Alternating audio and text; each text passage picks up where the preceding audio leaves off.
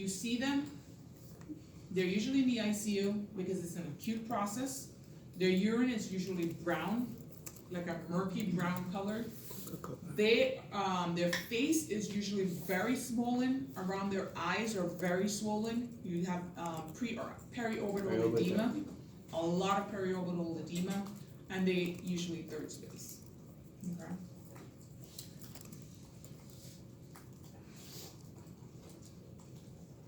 Hematuria, red blood cells, cell casts are present in the urine. Proteinuria, nephrotic syndrome is the other one that comes out. Microscopic hematuria and proteinuria. The difference between nephrotic syndrome and nephritic syndrome is that in nephritic syndrome, you have microscopic hematuria, and there's no elevated lipids, okay? They have proteinuria, it's not as severe, they're not losing 3.5 grams per day. They have hematuria, it's only microscopic, and this one you do not see the lipid, hyperlipidemia. Okay? Again, clinical manifestations of nephrotic syndrome. Usually nephrotic syndrome, they usually look bad. The kidneys are really, really damaged. Massive amounts of protein, lipids, and either microscopic amount of blood or no blood. With nephritic, you're gonna see the microscopic amounts of blood, you're gonna see white cell casts, you're not gonna see the lipids, and the protein is not as severe. Okay, so kidney disease. Acute or chronic, reversible or irreversible, it depends on what caused it.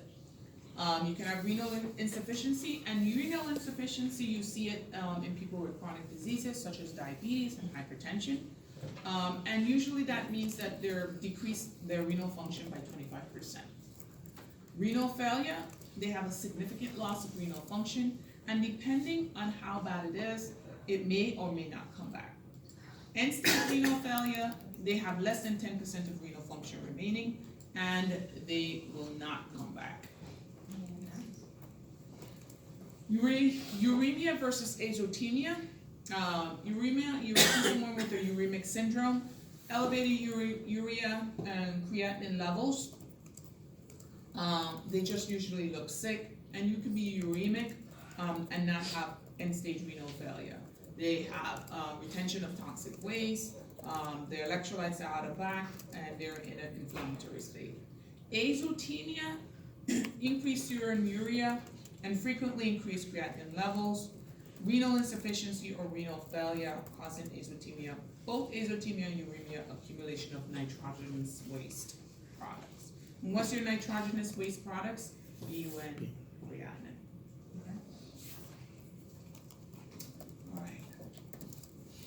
This is a 23-year-old man who has been admitted to a surgical floor after suffering multiple injuries in a motor vehicle accident. Plain films radiograph have not indicated any fractures at this time. At the time of admission, his abdomen has some bruising, no distension or tenderness. After 8 hours, the nurse calls you because patient output has been decreasing steadily. His blood pressure is 100/50. On presentation is 138/90. His heart rate is 120 beats per minute. On presentation it was 90. His abdomen is now distended and tender. An intravenous IV bolus of 500 mL of normal saline is administered, and his urine output increases to 45 mL per hour. You suspect intra-abdominal hemorrhage, and you call the surgery team for scheduling an exploratory laparotomy. What is likely happening to this patient? Got blood flow. Acute kidney injury from what? The blood flow or something. From the motor vehicle. Renal blood flow. Hypoperfusion. Yeah. Hyperperfusion. What's the response of the juxtamedullary cells? Renin secretion. Okay. When blood pressure. It's going to secrete renin, which is going to cause the release of angiotensin II. What are your effects of angiotensin II? Vasoconstriction. increasing the blood pressure.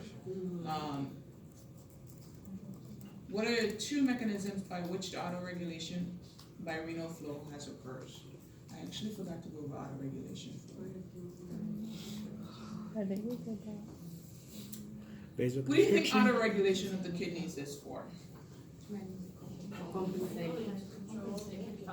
Homeostasis of Yeah. Homeostasis. Okay, so you have the afferent arterial and the efferent arterial, okay? If my blood pressure goes up, my afferent arterial is actually gonna constrict. Oh, so- Why is it gonna constrict? Is because there has to be constant pressure in the glomerulus. If that pressure increases with the systemic blood pressure, what you're doing is causing damage to the glomerulus because you're putting a high pressure in, okay? So what usually happens is if the blood pressure goes up, the afferent arterioles constrict to actually moderate the amount of blood flow in the urine so that we don't have this up and down, up and down. The blood pressure goes up, then their renal flow goes up. The blood pressure goes down, then the renal flow goes down, okay? So in high blood pressure states, the afferent arteriole constrict and the efferent arteriole relax. In low blood pressure, the opposite occurs. The efferent arteriole constricts and the afferent arteriole relaxes. Because in that state, if there's low blood pressure, it relaxes so that as much blood flow as possible can come into the kidneys to keep it constantly perfused. Does that make sense? So that's what the autoregulation is. The autoregulation is manipulation of the efferent and afferent arterioles in when blood pressure changes. So elevated blood pressure, afferent arteriole constrict, efferent arteriole relax. Low blood pressure, efferent arteriole relax, efferent arteriole constricts. Okay? So we can have a constant flow of blood in the kidneys. Example, hypertension, when you have too much hypertension, cause your kidney damage, right? It does. You have to Because- control hypertension. Well, it will cause it a lot faster if the kidneys didn't autoregulate.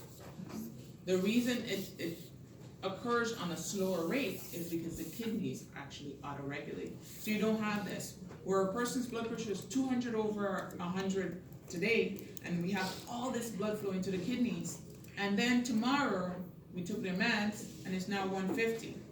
Now, it looks like the kidneys are being hypoperfused. And that's the reason for autoregulation, is so that you have a constant flow of blood in the kidneys.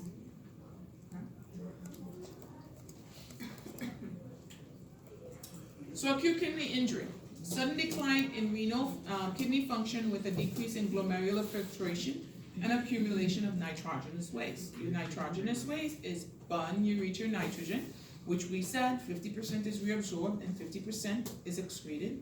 And then creatinine, we said that we do not reabsorb creatinine. Creatinine is the byproduct of muscle breakdown, and we do not reabsorb it. We actually let it go, okay?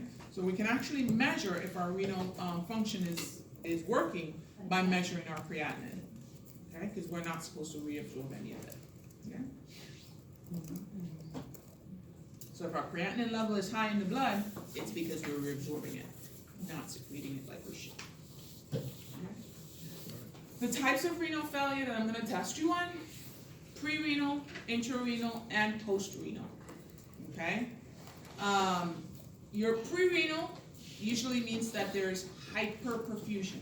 So there's a disease process that's occurring outside of the kidneys. Okay? It is not something that occurs inside of the kidneys. So our friend here, is he pre-renal, intrarenal, or post-renal? Pre-renal, because he's hypoperfusing. He has no problems with the kidney itself at this point. The problem is that we're not having enough blood flow to the kidneys because this guy is losing blood into his abdomen. Okay, does that make sense? Yeah. So he is pre-renal. So someone with hypotension, someone with heart failure, someone who has hypovolemia, all these people will have hyperperfusion to the kidneys due to these problems. So this is a pre-renal cause of renal failure, okay? Intrarenal, disorders involving the renal parenchyma and interstitial tissues. Acute tubular necrosis occurs. Acute tubular necrosis is basically the tubules necrose because they don't get enough oxygen, okay? So they're not getting enough blood flow. So usually what happens in this patient, they may have a pre-renal issue that actually ends up to be intrarenal, okay? So acute tubular necrosis is a prolonged ischemia to the kidneys, okay? That can cause the kidneys, the tubules to necrose. And then post-renal is usually obstructive. It's usually someone with an extreme BPH, someone with a bladder cancer, someone with a humongous kidney stone that we can't get out no matter what we do. These are all post-obstructive, and these are all things that can actually cause renal failure because of, and it's past the kidneys, okay? So post-renal, past the kidneys, you're thinking urethra, you're thinking bladder, you're thinking prostate. Intrarenal, you're thinking the basement membrane itself is what's not being damaged. And pre-renal, it hasn't even gotten to the kidney yet, something outside of the kidney is causing it. Alright? Now, those are the things that you're going to need to distinguish between. Those three, you're going to have to definitely distinguish between. Oliguria, less than 400 mLs of urine per day is excreted. Tubular obstruction, necrosis of the tubules causing slushing off of the cells, is what usually causes these oliguric process. The oliguric process, you can see it with pre-renal, you can see it with intrarenal, you can actually see it with post-renal too, depending on what's going on. So acute kidney injury, we talked about it. Pre-renal, decreased renal blood flow, hyperperfusion, decreased glomerular filtration because we have decreased blood, increased proximal tubule sodium and water reabsorption, increased aldosterone and ADH secretion because of course there's hyperperfusion, so our ADH and aldosterone is going to increase. Increased distal tubule sodium and water reabsorption, and that's of course is the effect of aldosterone and angiotensin II. Okay. Intrarenal, cast formation, you have intratubular obstruction, some part of the renal tubules is not working, you have intratubular pressure, which is increased, and then tubular back leak, which decreases glomerular filtration, leads to oliguria, and of course, renal failure. And then the post-renal, bilateral obstruction, increased intraluminal pressure, release of inflammatory mediators, renal vasoconstriction, of course, decrease in glomerular filtration pressure, which leads to decreased renal output. Prevention, maintenance fluid volume. Treatment, you gotta correct whatever is causing the disturbance. Remember that drugs can cause acute tubular necrosis. A lot of the drugs we give people are the things that usually send them into acute tubular necrosis. We use them to treat one thing. Sorry. IV contrast does it all. IV contrast is one of the ones that is definitely horrible, especially if you give it with certain meds. You gotta be very careful about that. Sorry. Vancomycin, yes. Metformin is one of the worst ones. Managed blood pressure. Rapid changes in blood pressure can actually cause necrosis to the kidneys. So elevated and then low and severely elevated again can actually cause it. Prevent and treat infections. Chronic infections can actually cause that. Maintain nutrition.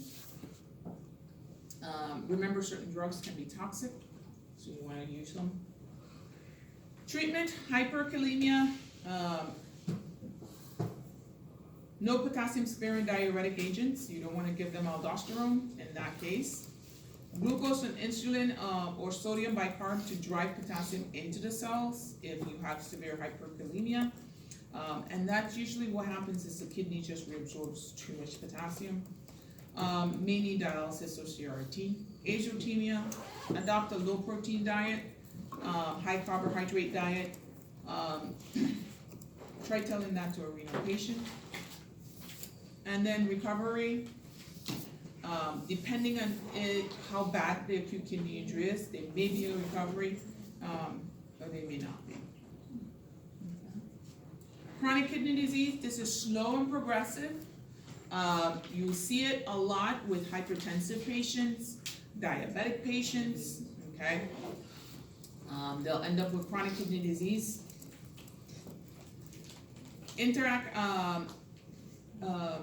Loss of nephron mass and progressive kidney damage will result in these. Factors that advance the disease: proteinuria, angiotensin 2 promotes glomerular hypertension because, of course, we're increasing aldosterone, we're reabsorbing a whole lot of water, we're reabsorbing a whole lot of sodium, which actually causes us to have a whole bunch of fibrosis in our nephron.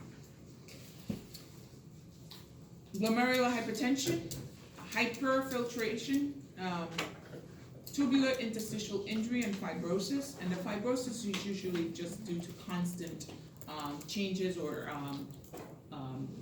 acute glomerular nephrosis or acute tubular necrosis. Uremic syndrome can cause it a pro-inflammatory state.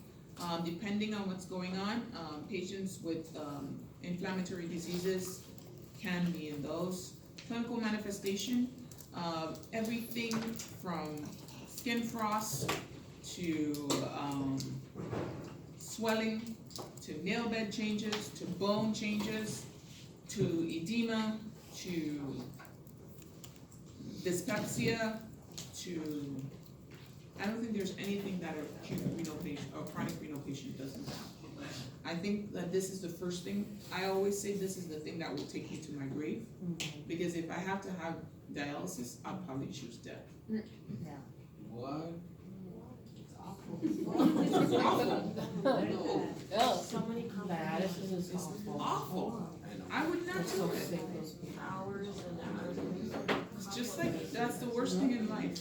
I think You're like stuck.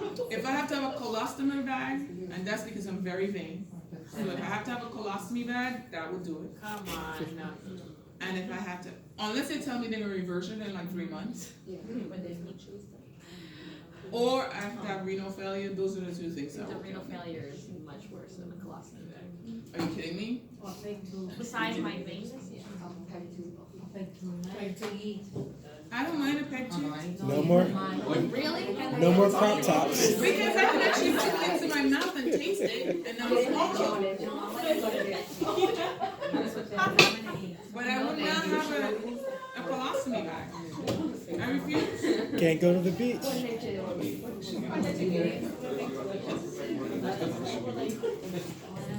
That and dialysis. Those are the two things. I tell my daughter every day. You do not give me the colostomy bag, and you do not give me dialysis. Unless the dialysis is temporary. Same with the colostomy. Save the colostomy bag and save the dialysis. Retention of sodium, water, and potassium, especially in the late stages. We reabsorb a lot of sodium, water, and potassium within our nephrons because of the fact that our nephrons are not working. Potassium can become life-threatening. So is your sodium and your water. Decreasing calcium levels and elevation in phosphate. Remember, calcium and phosphates are inversely related. So you usually get hypocalcemia and hyperphosphatemia. Acid-base imbalances.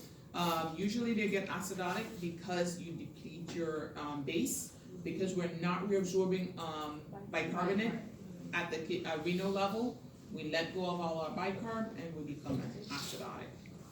Protein, carbohydrate, and fat metabolisms, your nitrogenous waste, especially your protein metabolism. So remember, the byproduct of protein metabolism is ammonia, which we need our kidneys to secrete after our liver breaks it down. So those are things that we know. Glucose intolerant. Depending on the metabolism of fats, we have low LDLs and HDL ratios. Fluid imbalance, we get a whole bunch of fluid, we can actually cause cardiovascular disease, hypertension, anemia because of lack of erythropoietin, pulmonary system, dyspnea and pulmonary respirations because of fat metabolism, hematologic alterations. Remember, you're going to have your what you call it, normocytic normochromic anemia, anemia of chronic disease, impaired platelet function, bleeding and hypercoagulability can occur. On your exam, remember your final exam is cumulative. When we say cumulative, we mean that if I say a 50-year-old man comes in and he has a BUN of 60 and a creatinine of 3, and he has an MCV of 85, and an MCHC of 36, what? No, that's normal.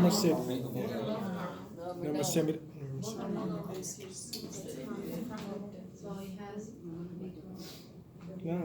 Kidney Chronic And I'm gonna say to you, anemia of chronic disease. no, and then I'm gonna say to you, what is the cause of this patient's anemia?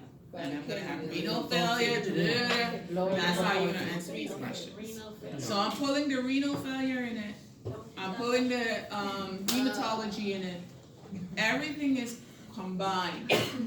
You know it, stop stressing. It's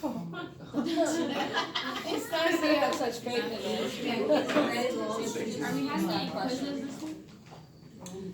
Well, you were supposed to have quizzes today, but that was going out. Send those quizzes.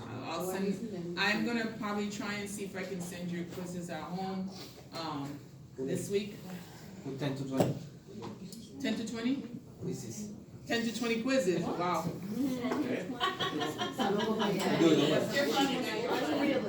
You work, man.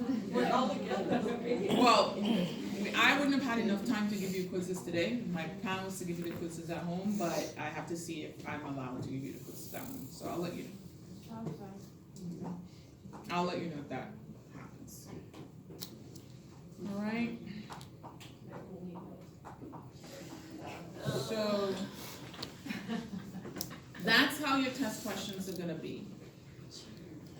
You guys know this, that's why I tell you every day. I want you to know the information. I don't care if you get $100,000 of the test. If you don't know the information, you cannot reproduce it. So I want you to reproduce it, okay? So, another question I'm gonna ask you. The patient comes in with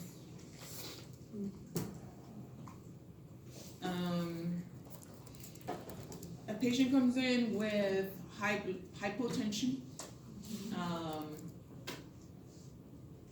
just looking bad, like in this scenario I gave you a little while ago.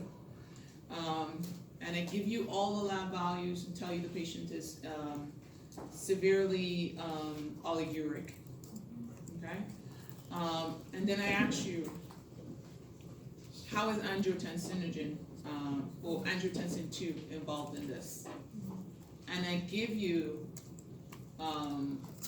scenarios where I say increase aldosterone, increase sodium, potassium, increase sodium in reabsorption, decrease potassium. You have to know what angiotensin 2 does to aldosterone. You guys know this stuff. I know you do, because you repeat it for me. all the time. It's gonna be easy stuff that you can pull together. Trust me.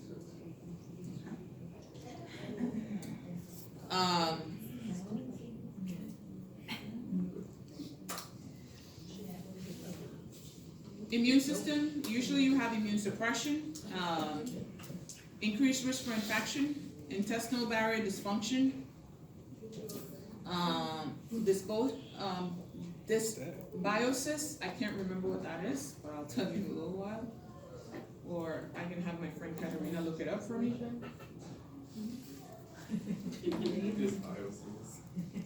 Neurologic, yes, she was on her phone. She wasn't paying attention to Microbial it. No, imbalance. I was looking up the normal counts for, cause I thought I was, Microbial and imbalance. for the Microbial MCH, it imbalance. says 27 to 31. Isn't that what you said? That was MCHC. MCHC, Oh. Yeah. MCHC, 32, That's why 36. 32 to 36. Yeah. See how they- Don't worry, I'm never gonna ask you about the MCH, it's always MCHC. Yeah.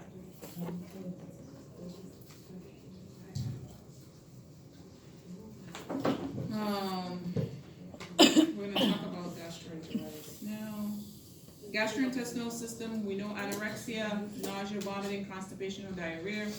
Bad breath from the breakdown of urea from the salivary enzymes. Malnutrition is very common with chronic renal disease. Endocrine, decreased circulating sex steroids, decreased libido, insulin resistance, low thyroid function. So basically, all you want to do is sleep or die. Exactly. That's why I told you I don't want it. Anemia, of course, integumentary system pallor, hematomas, ecchymosis.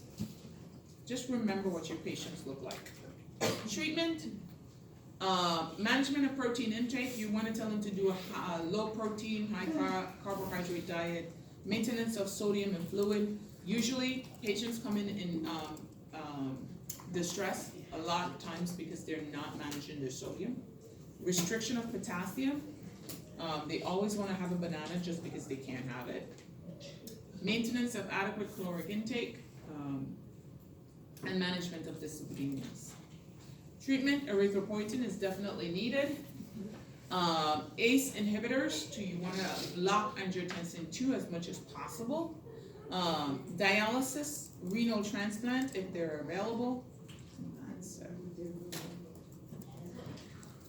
All right, come back in 30 minutes so we can do gastrointestinal system. 20 minutes if you want.